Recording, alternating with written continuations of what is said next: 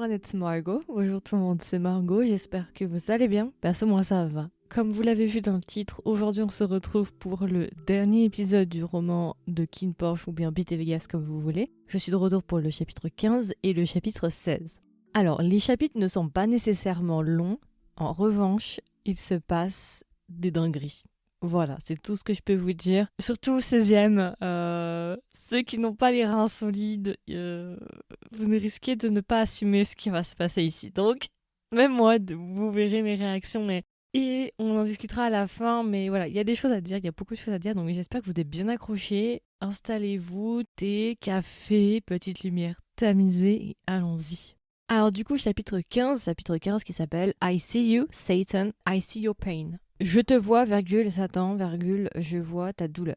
Point de vue de Pete. On se situe juste après, vous savez, quand Pete apparaît de nulle part dans le bureau, voilà. Donc ils sont rentrés chez eux et justement tu vas avoir une longue discussion entre Vegas et Pete. Pete nous explique en gros qu'il a décidé d'absolument tout sacrifier pour Vegas. On l'avait un peu compris quand déjà on avait vu qu'il avait tué le trésorier de la famille principale. Il nous dit qu'il est absolument prêt à tout pour justement pouvoir rester à ses côtés, même si avant il nous disait Pete qu'il était plutôt quelqu'un qui faisait attention, prenait soin des autres et essayait d'être aimé par tout le monde. Mais à présent en fait il a drastiquement changé, il s'en fout. En fait il fait passer ses besoins avant ceux des autres. Et ses besoins, c'est ceux de sa famille. Donc voilà, on va avoir une scène de smut entre Pete et Vegas qui va être mêlée à un interrogatoire entre les deux où Vegas va essayer de comprendre un peu plus pourquoi Pete lui a menti, qu'est-ce qui s'est passé avec Master. Donc la période d'interrogatoire, on n'apprend pas grand-chose. Ce sont des informations qu'on nous a déjà données dans les autres chapitres. Ce qui est un peu dommage d'ailleurs qu'elle ait fait ce chapitre-là sans nous donner d'autres informations en fait. Elle aurait dû utiliser ce chapitre-là pour d'autres choses, mais bon, tant pis. Donc pas de nouvelles informations par rapport à ce qui s'est passé, qu'il a tué Kevin, machin.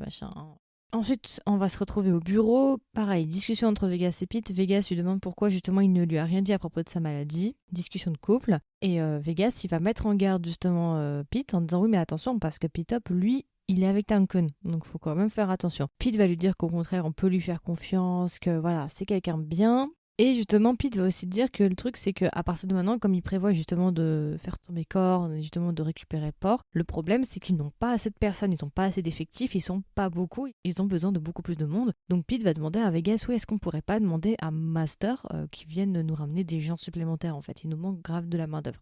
Au même moment, tu as Nope qui va arriver et qui va se proposer, justement, qui va se dévouer en disant bah, si vous voulez, moi je veux bien vous aider, je suis avec vous, je suis pour vous. Moi, je travaille pas avec la famille principale parce que j'aime Korn, mais je travaille avec la famille principale simplement parce que je tiens aux personnes qui sont autour de moi, donc si je peux vous aider, je ferai n'importe quoi. Ensuite, on va avoir une petite journée, donc ça doit être le mardi, parce que vous vous souvenez, le lundi, il s'est réveillé, parce que le mercredi, le port ouvre, donc là, on est mardi. En gros, on nous explique que le lendemain, du coup, le mercredi, ils ont l'inauguration, et que du coup, ils veulent profiter de leur journée de calme avant la tempête, on va dire. Et du coup, on va avoir une longue journée où, justement, ils vont tous jouer à des jeux, ils vont s'amuser, la petite famille à 4, ils vont prendre des photos avec leur Polaroid, ils vont prendre plein de souvenirs.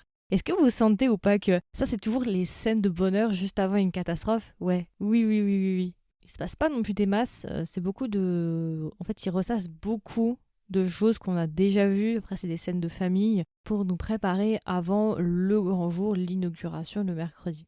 Ensuite, on va avoir un saut dans le temps, on va se placer le jour de l'inauguration. Donc, on nous explique qu'il y a énormément de monde. On nous explique que du coup, Pete et Vegas sont dans la voiture et qu'ils ont amené avec eux un avocat, Monsieur Joe, et aussi un homme qui travaille pour Interpol et qui est le meilleur ami, ou qui est un ami en tout cas de Pete Up. Donc ils ont ramené toute leur petite équipe ensemble et on nous explique que justement ils sont en train de rouler vers l'inauguration. Une fois qu'ils arrivent à l'inauguration, on nous dit qu'il y a énormément de monde, plein de gens, et on nous dit aussi du coup que forcément il y a la famille principale, hein. Bien évidemment il y a Korn, Kin, Duncan, tout le monde est là, la grande famille est là. Ray bien évidemment est présent, hein, bien sûr. Et justement, quand la petite famille va arriver, surtout quand Pete et Vegas vont arriver, du coup, Korn, forcément, il va les accueillir, Korn, il va vouloir les introduire. Et au moment où Korn va vouloir introduire Vegas, Vegas va couper la parole à Korn et va dire « Bonjour, je suis le nouveau directeur du port » devant tout le monde. Donc t'imagines bien que Korn, il est en sueur, et ça, c'est la fin du chapitre 15. Donc chapitre 16, toujours du point de vue de Vegas. On reprend cette fameuse révélation où justement Vegas s'introduit comme le nouveau directeur du port, le nouveau directeur de l'entreprise. Korn, il est en sueur. Korn, il va commencer à dire devant tout le monde, non mais Vegas, je crois que t'as pas compris en fait, c'est pas ça. Tu sais, il va regarder à droite, à gauche parce que tout le monde est un peu choqué, tu vois, personne comprend ce qui se passe. Donc Korn, il va commencer à dire, non mais Vegas, t'as oublié que t'as cédé tes biens et tout. Enfin, je crois qu'on s'est pas compris en fait tous les deux. Qu'est-ce que tu fais Vegas là? T'es dans le déni en fait. Et Vegas, il va dire, non non non, mais le port il est bien à moi, le port il est au nom de ma mère. Parce qu'en fait, on nous explique que Korn, il était sur le point d'introduire Kin comme le nouveau directeur. Korn, il voulait faire de Kin le nouveau directeur. Et t'as Vegas qui arrive de nulle part et qui snatch le port. Incroyable. Ok. Et au même moment, du coup, Vegas, il va dire non, non, non, mais papy, t'as pas compris là, en fait, le port, il est à moi. Donc au même moment, il y a l'avocat qui arrive, qui donne les différents papiers et qui dit voilà, effectivement, Vegas, il a bien signé pour céder les droits de son père, mais le port est sous le nom de sa mère. Et en plus de ça, si jamais pour récupérer le port, il faut que parmi les personnes qui faisaient partie du board, il fallait qu'il y ait 10 personnes qui aient signé le papier pour céder le bien, machin. Et l'avocat va donner le fameux papier. Justement, comme on vous avait dit, vous savez, Pete, il avait tué le trésorier. C'était une des personnes qui avait signé le papier. Il fallait qu'une dizaine de personnes signent le papier. Et visiblement, ils ont réussi à collecter toutes les signatures. Et justement, l'avocat, il va fournir ça à Korn. En disant justement, voilà, on a les 10 signatures, donc techniquement, le port revient de droit à l'héritier de Lynn. Autant vous dire que Korn, il est pas bien. Au même moment, à l'autre bout de la pièce, t'as Kin qui va commencer à hurler, ouais, Vegas, espèce de bâtard et tout, t'as volé mon port. Donc Kin, il va vouloir se lever, genre mettre une droite à Vegas, enfin normal, tu vois, enfin normal, non, pas vraiment normal, mais voilà, tu vois, il va falloir se lever. T'as Tankun qui va l'en empêcher, ouais.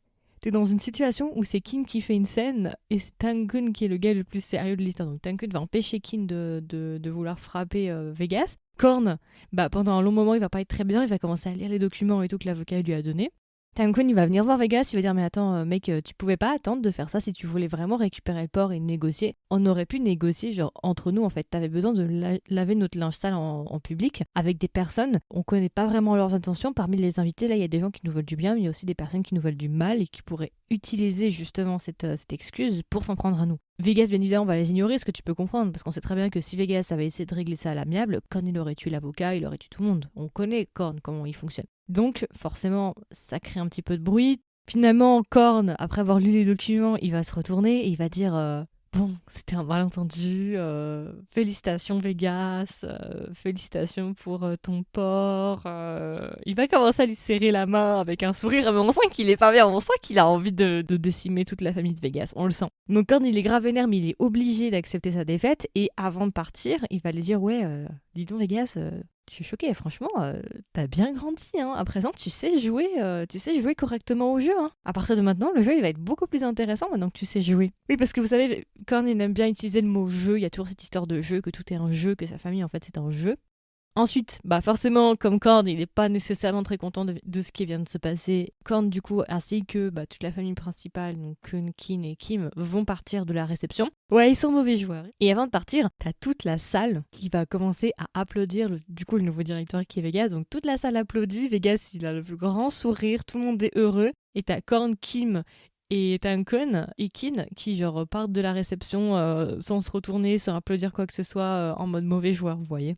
Donc voilà, on peut déjà s'arrêter ici, c'est pas tout à fait fini, il reste encore, hein, vous inquiétez pas. Mais déjà, on voit que le truc que je me demande, vous voyez, c'est ok, bon, Korn a une défaite, mais ça me semble un peu léger, vous voyez, pour faire tomber Korn, vous voyez ce que je veux dire ou pas? C'est pas genre un misérable porc qui va mettre à mal, en fait, le système de Korn, comme Master disait oui, je vais faire tomber tout le système de Korn et tout. C'est pas un port au nord du pays qui va justement tout déstabiliser, donc je me demande si dans la suite des livres qu'elle voulait écrire, même si on les aura sans doute jamais. Est-ce que justement c'était que le début de son intrigue ou c'était vraiment l'apothéose pour elle, c'était ça? Parce que si c'était ça son apothéose, je trouve que c'est un petit peu, je sais pas, c'est un peu léger quoi.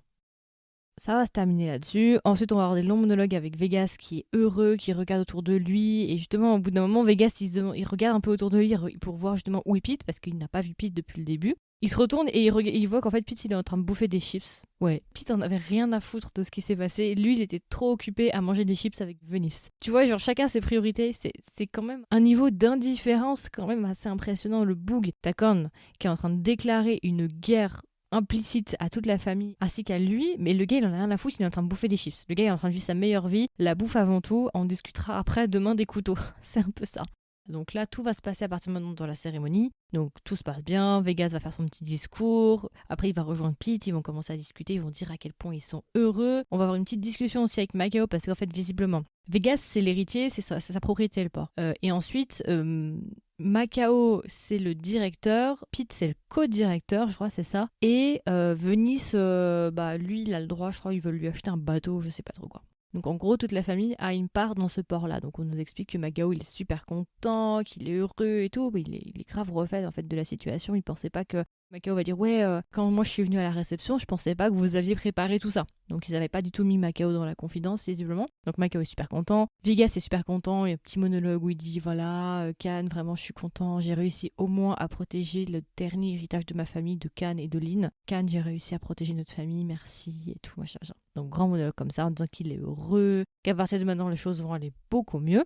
Macao va dire à Vegas qu'il veut s'absenter un petit peu et faire le tour de la propriété avec Ray, donc ils vont partir ensemble. On va avoir un petit saut dans le temps et on va se retrouver à un moment où Vegas va surprendre une discussion entre Macao et Ray. On comprend que Macao visiblement souhaiterait offrir un cadeau à Vegas. C'est un peu énigmatique, on sait pas vraiment ce que c'est. Tout ce qu'on sait, c'est que Macao va demander à Ray ouais, est-ce que tu penses que le cadeau il est assez bien et tout, est-ce que tu penses qu'il est à la hauteur?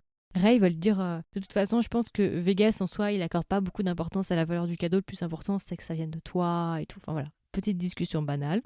Vegas, du coup, va retourner à la réception. Donc, Vegas est content parce qu'il dit Macao va m'offrir un cadeau et tout. Donc, il mange, les minutes passent. Et c'est là où le gros truc arrive. Et je vous invite à vous asseoir si vous n'êtes pas assis. Vraiment, respirez, ça va bien se passer. Au même moment où ils sont en train de discuter, une masse va s'écraser devant eux. Et en fait, on nous explique que Macao serait tombé de l'immeuble. Et du coup, Macao est décédé. Macao va s'écraser juste devant eux durant leur réception. Mais en fait, moi j'avais entendu des rumeurs à l'époque de gens qui disaient oui, Macao il va se suicider. J'avais entendu beaucoup ça avant de lire le roman. Et moi je comprenais pas en lisant le roman. Je me disais oui, mais à quel moment Macao va se suicider? Et en fait, je pense que les gens ont mal compris. Ou genre la rumeur elle a été détournée parce qu'en fait, Macao ne s'est pas réellement suicidé. Vous allez le voir tout de suite. À partir de là, la réception, les gens vont être en horreur, tout le monde va hurler, crier, ça va courir dans tous les sens. Vegas et Pete, ils vont être sous le choc, ils vont pas tout de suite comprendre ce qui est en train de se passer. Ils vont commencer à avancer vers la foule et puis il va découvrir le corps de son frère inerte par terre. Donc là, ça va être une grosse scène justement de chaos total où Vegas, il va tomber par terre, Pete va aussi tomber, ils vont commencer à hurler, à pleurer. Ensuite, tu vas avoir un flashback entre Macao et Vegas quand ils étaient enfants. Plusieurs scènes, donc une scène justement où Macao il avait 5 ans et justement Vegas venait de se faire frapper par son père et Macao était venu justement le réconforter. Un autre moment plus tard quand il était plus vieux où Vegas était malade et Macao s'était occupé de lui quand il était pas très bien. Donc plusieurs flashbacks comme ça de quand ils étaient enfants. Et Vegas va me dire mais comment c'est possible qu'il soit mort et tout, je veux pas qu'il meure, je veux pas qu'il me quitte, comment c'est possible et tout, qu'est-ce qui s'est passé de par pas et tout. On va avoir un saut dans le temps, on va passer à l'enterrement. Et justement à l'enterrement on nous explique que Vegas il est dans un état pitoyable et durant l'enterrement, tu as un policier qui va venir justement pour justement faire un peu part de ce qu'ils ont trouvé sur la scène du pseudo-suicide. Et le policier va leur donner justement ce qu'ils ont trouvé. Et parmi les objets qu'ils ont trouvés à l'endroit où Macao a sauté, c'est une enveloppe. Et à l'intérieur de cette enveloppe-là, il y a plein de polaroïds, a.k.a. les polaroïds de la veille. Et parmi les polaroïds qu'ils vont trouver, déjà on constate que Macao est très heureux sur les photos. Et parmi les polaroïds, on va aussi trouver un polaroïd qui a été pris juste avant qu'il se suicide, au port. On voit, il est avec le porc, il est en train de sourire et tout. Forcément, Vegas, il va commencer à se poser des questions et le policier va rajouter et aussi, on vous l'a peut-être pas dit, mais on vient de retrouver le corps de Ray. Oui, donc Ray est aussi décédé. Vous sentez venir à la douille ou pas? Oui, on la sent venir, on est d'accord, on la sent venir. Donc Pete va dire comment ça vous avez retrouvé son corps? Et la police va dire écoutez, visiblement c'était 2 suicides, donc on va conclure l'affaire comme des suicides. Et Vegas, bien évidemment, il va commencer à intervenir, il va dire non mais attendez, c'est pas un suicide en fait, Macao ne s'est pas suicidé. Le policier n'a pas l'air vraiment d'être tout à fait d'accord avec eux. Le policier va partir. T'as Pete qui va intervenir parce que Vegas, il va commencer à prendre son frère, du coup Macao dans ses bras, le corps de son frère dans ses bras en hurlant. Parce qu'en fait, Vegas, il vient de comprendre la situation. En fait, c'est Korn et la famille principale qui ont poussé Macao. Macao ne s'est pas suicidé et Ray a sans doute aussi été assassiné par la famille principale, en tout cas Korn. Donc là, tu vas avoir une énorme scène où pendant l'enterrement, t'as Vegas qui va commencer à hurler, à crier, qu'il va se venger, qu'il va le tuer. Et Pete va essayer de le calmer en lui disant écoute, calme-toi, on va se venger, on va le buter de toute façon pour tuer Satan. D'ailleurs, ça me fait penser à une citation de Vincenzo, je crois. En gros, il disait pour pouvoir tuer justement Satan, uniquement une autre personne Seulement un Satan peut tuer un autre Satan. En gros, c'est ça la traduction, même si c'est pas... Voilà. Si on prend les références bibliques, ça veut rien dire. Mais vous avez compris ce que ça veut dire. En gros, c'est-à-dire uniquement quelqu'un de diabolique peut tuer une autre personne diabolique. En gros. Et je crois que dans Vincenzo, il y avait eu une citation comme ça aussi. Ça m'est pas inconnu, j'ai déjà entendu ça quelque part. Donc Pete lui dit ça, et justement, t'as un long dialogue où justement, Vegas promet justement un bain de sang et de vengeance et venger la mort de son frère. Et du coup, le chapitre 16 se termine là-dessus, sur Vegas qui promet de se venger et de tuer Korn. C'est tout pour ce chapitre 16, et techniquement, c'est tout pour le roman. Mais je viens de voir plusieurs choses. Sur mes annonces, j'ai plusieurs annonces qui ont été faites. Donc ça me met la fin, ensuite ça met To be continued in The End of the Mafia. Visiblement, Demi avait prévu d'écrire un autre roman qui s'appelle The End of the Mafia, la fin de la mafia. Mais le problème, vous savez, c'est que maintenant, je ne pense pas qu'elle va écrire d'autres romans. Donc techniquement, ce prochain livre, The End of the Mafia, on ne devrait pas l'avoir. Par contre, moi, j'ai une annonce pour un prochain chapitre. Ça me met Next Chapter Macao. Alors il n'est pas encore disponible, mais il va bientôt être disponible. Donc je me demande si on va pas avoir un épilogue avec la version de Macao. Genre par exemple, juste avant qu'il meure, ce qui s'est passé, genre qu'on voit la personne qui l'a poussé par exemple. Je me demande si ce serait pas ça, vous voyez. Techniquement c'est terminé, mais si jamais j'ai des nouvelles par rapport à un nouveau chapitre, vous inquiétez pas, je vous ferai la traduction. Mais je suis assez surprise, c'était ma peur en fait. Ma grande peur en fait c'était que ce roman-là, vu que je sais que ce sera sans doute le dernier, même si c'était pas prévu que ce soit le dernier, on sait très bien, j'avais peur justement qu'on reste sur un statut, un cliffhanger en fait.